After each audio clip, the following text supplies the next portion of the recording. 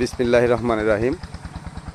আল্লাহ ভরপুর ফুল দিয়েছে আমার ড্রাগন বাগানে।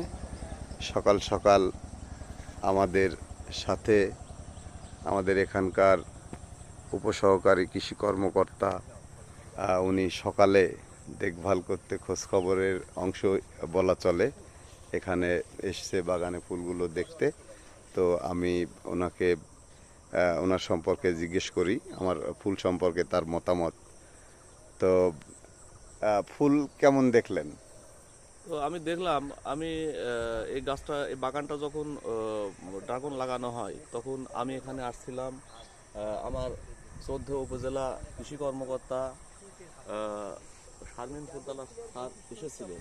এসে এখানে এই বাগানটা স্থাপন করে যায়। তিনি নিজ হাতে এই হলুদ ড্রাগনের বাগানটি রবুল মাস্টারকে স্থাপন করে দিয়ে যান এবং আমরা